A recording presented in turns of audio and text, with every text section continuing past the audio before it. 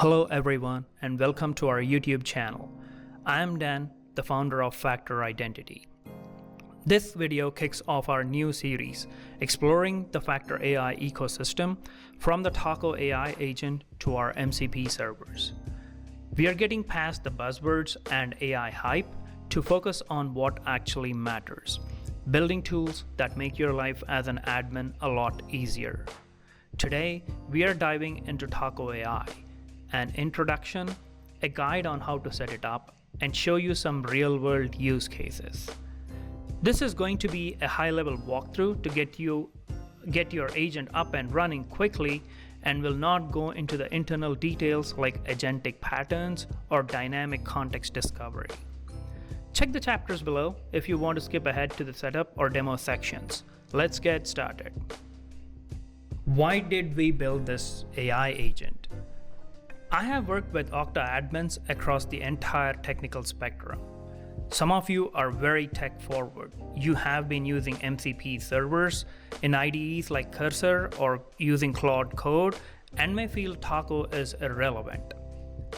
There's also a much larger group of admins who rely on static scripts or UI or use ChatGPT-like interfaces to help them script. Irrespective of your capabilities, every admin gets hammered with requests from security teams, CISOs, and GRC teams. You always have to handle questions like, why is this user not able to log in?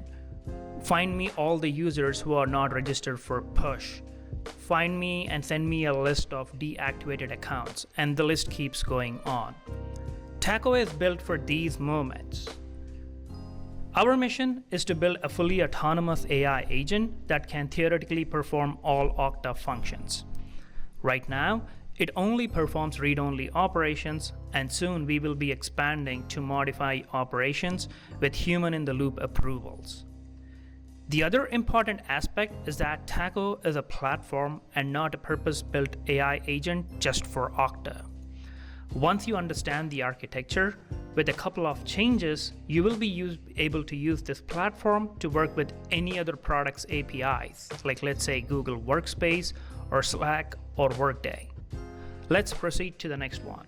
Before we go any further, let's align on a single term, AI agent.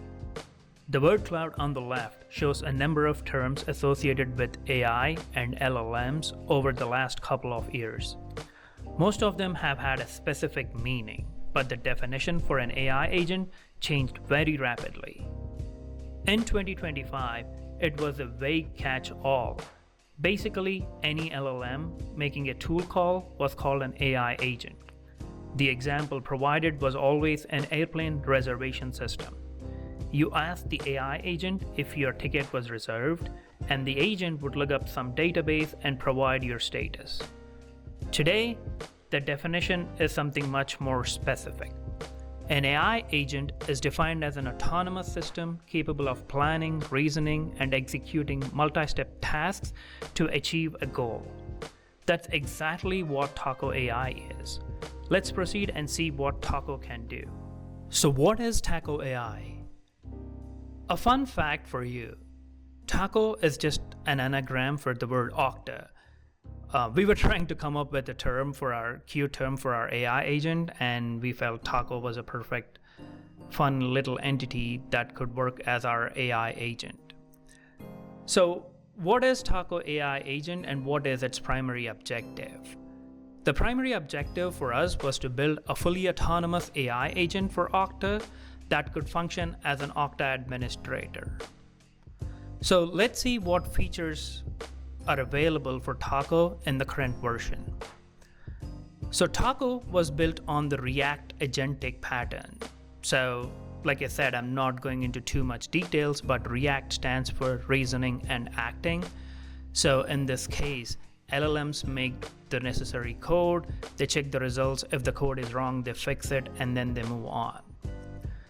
The second feature is bring your own LLM provider. This feature has always been a part of Tako since the inception, because we do understand that for enterprises, you always have a contract with a specific LLM vendor. So your organization can only work with Microsoft or Google, or it can be Anthropic, or it can be OpenAI. Or if you're extremely privacy and security first company, you may be running your own local LLMs. So Tako supports all your vendors, including Ollama, if you want to run it in a local sandbox environment. Tako is always local first, and the code which is generated by the LLM is always run through the sandbox first for security and then executed to make sure that it doesn't affect any other entities in the system. Tako also has an optional sync to a local SQLite database. The reason for the database is speed, security, and sovereignty. Querying 10,000 users locally takes milliseconds from a database versus minutes through the Okta API. Also, syncing data to a database gives us more freedom on syncing large queries, but also make relationships easier, like find users in group B who are not in group B.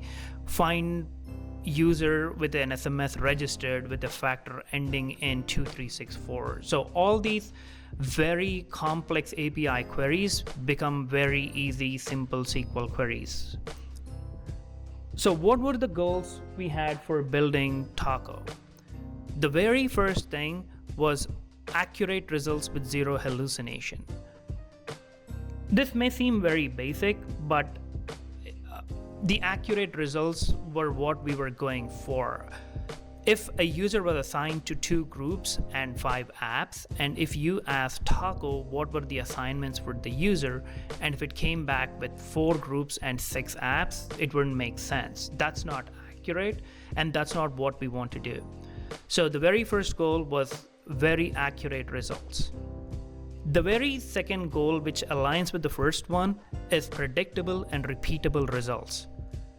If you have worked with LLMs in the past, you do know that LLMs are probabilistic by nature. What that means is if you ask an LLM the same question multiple times, your answer is not guaranteed to be the same. It can be same, it will not be the same, or it can vary a little. So our goal was to make sure our system prompts and our context engineering was such that you always get the same answers for the same queries. The third one seems very simple, but provide value. Again, if an agent system doesn't provide you value in your day-to-day use case, there was no point in building this agent. Here are some of the example queries which are answered by Tako. Again, these are just a random collection of queries we run through for testing and eval. But again, it can function through almost all of the read API endpoints of Okta. All right, let's move on to the next one.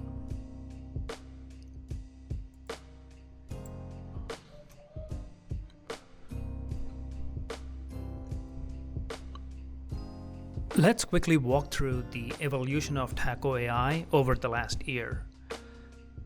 The very first version we shipped was where we synced the necessary data to a SQLite database. So the LLM would get the user query, we would pass the database schema to the LLM, and it was more of a text to SQL, and it would answer your questions. We quickly moved on to adding 10 to 12 live API endpoints as tools. So in addition to the synced data, it could also make API calls across those 10 to 12 API endpoints. Mid-2025, as reasoning agents started becoming more practical, we moved to the reasoning and planning plus execution pattern, where we passed the query, the database schema, and the necessary API data to a reasoning agent, which would first create a plan. The plan would then be passed on to the coding agent, which would handle the steps necessary to code those and then get you the answers. Around November of last year, we released version 1.5 with our new React pattern. React was genuinely interesting for us because all the complexity and hand-holding and orchestration code which was required in the previous iterations was completely gone. We just needed one one LLM agent with multiple tools where we passed the user query, database schema was a tool, API was a tool, and code execution were tools. It performed really well, but we had to move on to our very current pattern, which still uses React pattern, but we broke them down into multiple agents. The reason for this change was what we noticed with the single agent was we had run into context snowballing issues. What that means in simple terms is that for every tool call, the context gets accumulated and keeps increasing in size. So as an example, the same query, which takes around 70,000 tokens in our current multi-agent architecture, took around 300,000 to 350,000 tokens, which when we saw was a 60% savings in context, it was amazing. The other reason for saving context, other than money and price, is also the risk of hallucination. The closer you get to the context window limits of an LLM, the easier it is or the higher the risk for it to get hallucinated. So to prevent these two, we moved to this multiple specialized agents with React pattern, and this seems to work really, really well. Let's see how the current agentic pattern works. Let's walk through a query and see how this performs today. The first step is where you ask a query. In this case, we are asking the Tako AI agent to find the members of the group SSO-HD admins and fetch all their assigned application, groups, and roles. This is a semi-complex query because we do use this optional SQLite database here. So the agent has to fetch the application, groups, and members of the group from the local database, and then use the API agent to fetch the assigned roles for all those users. The router agent is the first one which is invoked, which looks at the query and the database schema and its system prompt, and it says, all right, I need to fetch the main data or the initial data from SQLite, and then let's move on to Okta API. It hands it off to the SQL agent. The SQL agent gets its instructions from a system prompt, and it follows the React loop of writing its code. The SQL agent code has constraints. It cannot make write and delete operations. It's only allowed to run security operations, and we set constraints, and the code is run in a sandbox. The SQL agent fetches the answers and then hands it off to the API stating, I already found this part of the answer in the database. I would want the API to find the roles. The API agent similarly gets the necessary details, and it follows its own React loop. Again, there are constraints on what the code can do, and we run it in a sandbox, but the API agent can fetch the right endpoint, it can filter the endpoint, look at the results, and if it thinks that it's not the right endpoint, it moves on, picks another endpoint, and keeps going until it finds the details we are looking for. Both the SQL agent and API agent, once their query is successful, they write artifacts to the file called the memory artifacts, which are used by the final synthesis agent. This agent looks at the user query and the artifact stored by the SQL and the API agent and generates the final Python script that gets executed in the sandbox. This fetches you the answer, and we stream this to the front end. It's very magical when you run this the first time and you see these answers, and we worked very hard to make this predictable and repeatable, as I mentioned before. So if you're excited, let's move on and let's see what it takes to set this up. There are certain prerequisites to get started. The first one is obviously access to a Okta tenant. It can be a test tenant, integrator tenant, staging, any of those is fine. You will need to be able to log in as admin and generate an API token with read-only access. You can also create an OAuth application and provide it read-only access. We support that as well. The second thing is you will need an API key with your LLM provider. So it may be Google, it may be Microsoft, any of those, you should be able to get an API key. We support Docker and also native Python installs. This setup and demo will use the Docker because it's the fastest and easiest. As shown here, it's only 4 commands. But if you're interested in running the Python code, you can clone it from the repository, and then we have instructions in the wiki, or we can make further videos if you need help with that. One final note before we move to the setup section: a big thank you for supporting us all through the time and listening through this intro. Comment below if you want more videos or more technical details or Tako AI or MCP servers, and also if you want to have concepts of AI in general, if you're interested in them, just leave a comment below and we would be happy to make them. If you run into issues, you can always email us at support@factor.io or open an issue on our GitHub repository, and we'll get back to you as soon as possible. Now let's move on to the exciting part of setting this up. Alright, now let's get to the exciting part of setting this up. The link to the repository will be provided in the description below, so once you click on it, you will land up on this page.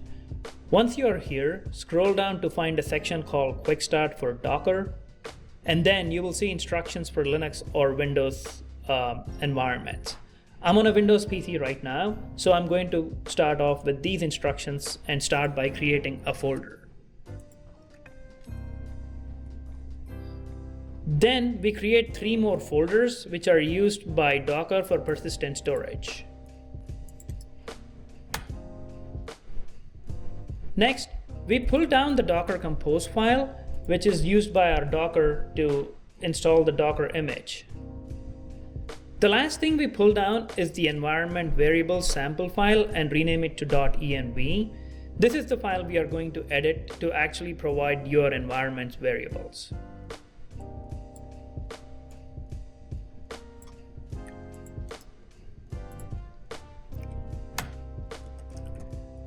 Open it in an editor and let's walk through the settings.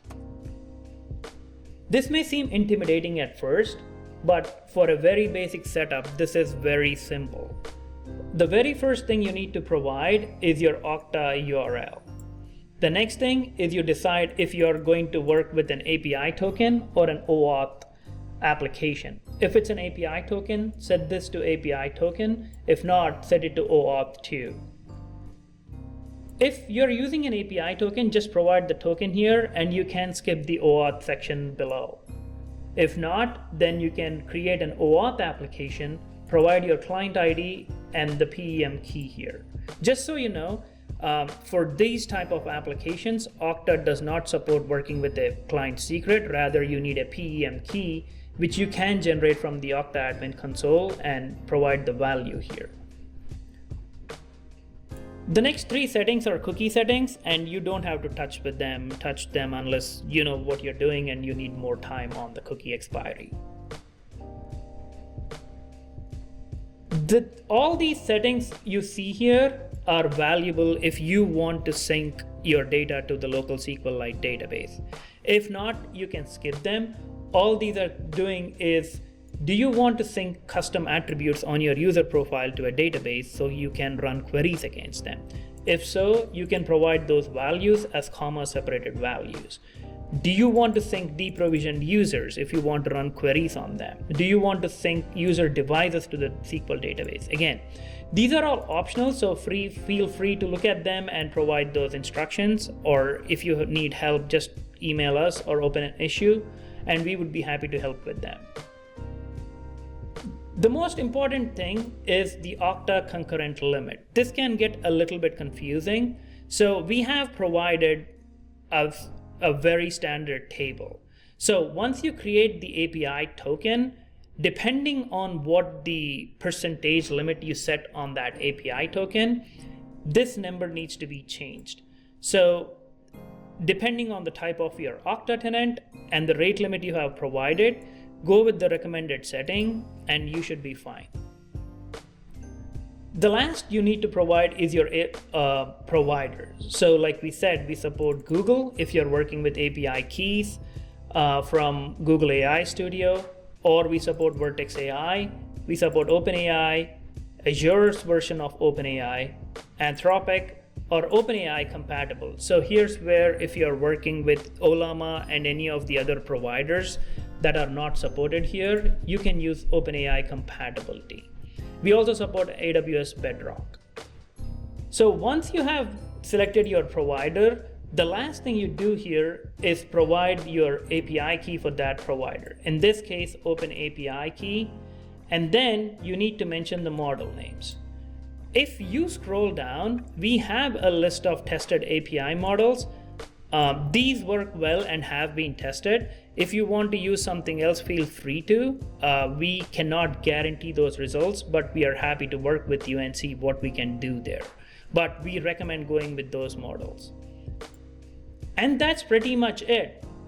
This file looks scary, but like I said, there's only 4 or 5 values which you need to set, and we are up and running.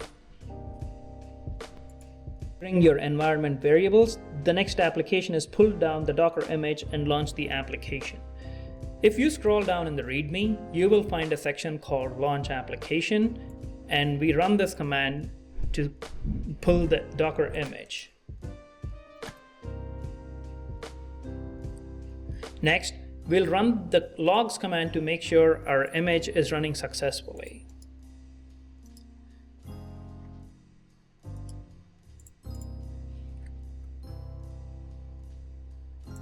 So as we see, there are no errors. So it's great. Let's get onto the URL and start up the setup process.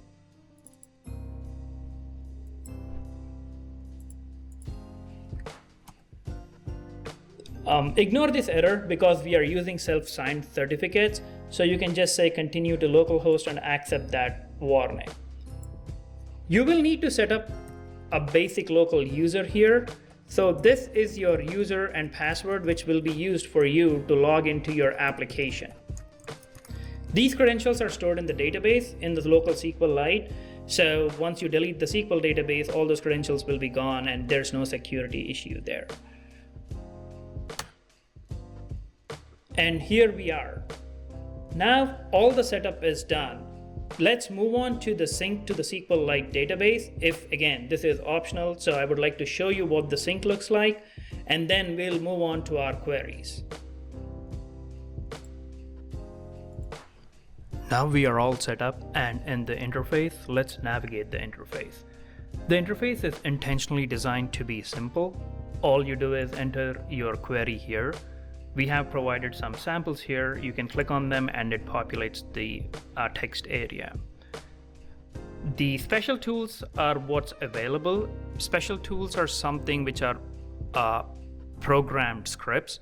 In this case, a user app access. So if you ask a question if a particular user has access to a particular app, there is a lot of checks that need to be done in the background. For example, is the user assigned to an app? Is he logging in from a network zone, or does he have the MFA requirements necessary to the app? So the special tools are just constructed scripts which go through all those scenarios and pass the results to the LLM, which provides you an answer. We are going to go look at a query once we are done with this. Let's move on to the next section, which is the sync.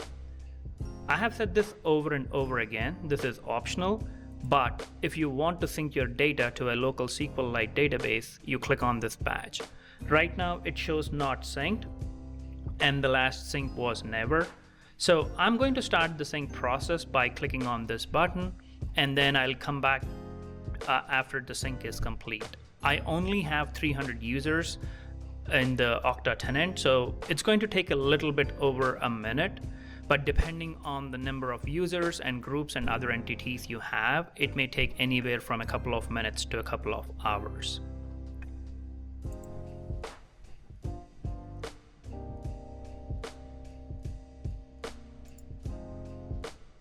The sync is now complete, so you see the status change here. And if you click on this badge, it is going to show you the number of users, the groups, and other details in your tenant. Let's move on and try our first query. So I can click on this and it populates this text area. I'm going to change this a bit to say list all users of all statuses, because LLMs sometimes only fetch active users, so I'm going to enforce this and click the submit button. The LLM decides that the database, the router agent decides the database is the best place to get this information from. So it's going to make that call to the database, fetch the schema, run the query to get the data, and then pass it on to the synthesis agent. The next collapsible is the running collapsible. So if you see here, it shows you the entire Python script it used to generate the final result. And it also shows you how many tokens were consumed for this operation. The final view is all the results displayed in this data table. It shows you the data source, in this case is the database, and it also shows you the last sync timestamp. This is really useful, again, because the database data can get stale. So the timestamp here helps you to gauge the freshness of the data for somebody who is looking at this data. You can search for results. This text searches across all columns, so you can just type and you get the answers you are looking for. Finally, we have this all-important download as CSV button. You can click on this button and it's going to download all these results into a CSV. Let's move on and try something interesting. You can always hit the up arrow to scroll through the last 10 commands, so that's way it's easier if you want to retry the same query. We are going to try the same query, but we are going to enforce the fact that it has to use API calls only to answer this query, and hit the submit button. So now you see it skipped the database and it's walking through the API endpoints. So you can always come back and look at the logs. So you can see the router reasoning was we explicitly requested to fetch the data using API. So although it's available in the database, it's going to go to APIs. You can see the code generated by the LLM. You can see what the LLM does, and you can also see how many tokens were consumed. So all this is in the logs if you want to look at the complete progress and what the agents are doing in the backend.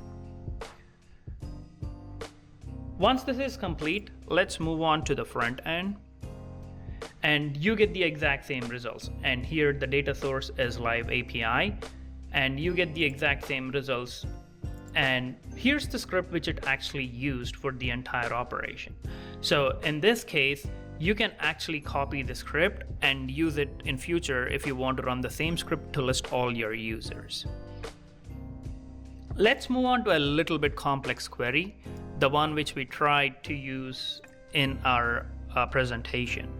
So this is going to be a bit complex because the first part of the answer is in the database, but then the roles are from API. Let's see what it does.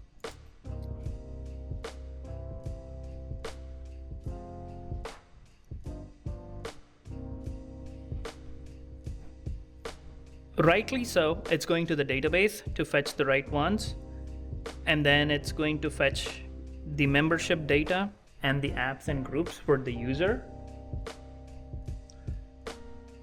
And now it knows that it needs to fetch roles, so it's finding the right roles endpoint and then writing code, API code to fetch that data.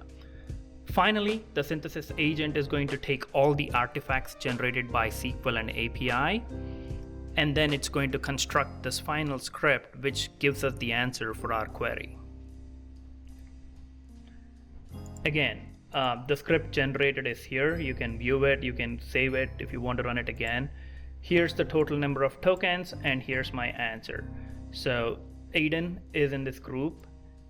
Here are the apps assigned to him, here are the groups assigned to him, and here are the roles assigned to him. So this is the fun part. It actually fetches you the details, and you can just see here, just ask a question in plain text and you get your answer. Similarly, let's try something which uses one of our special tools.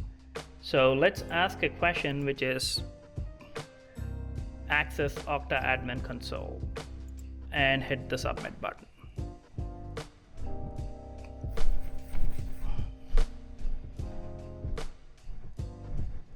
So now you see the results and it says Aiden Garcia can access Okta admin console because he's granted access because the account is active, they are directly assigned the application, and they have the necessary factors.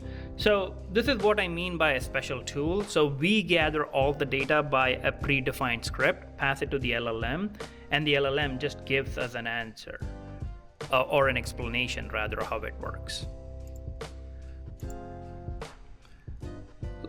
Let me show you one last query.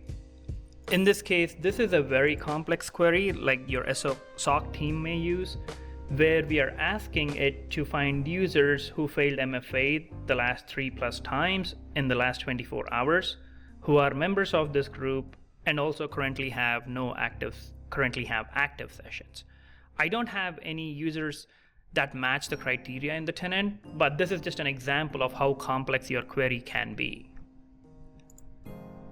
Let's see what the agent decides to do.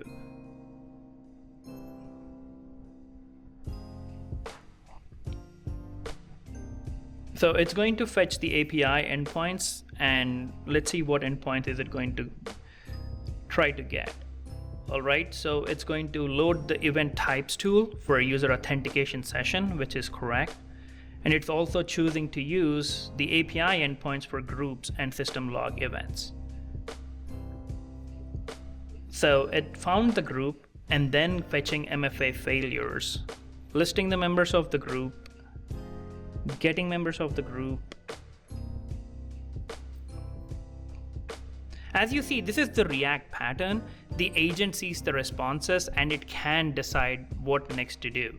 So in this case, it's not happy with the answers provided. So it's going to go back and keep trying more endpoints until it decides, okay, I'm happy with this and let me proceed.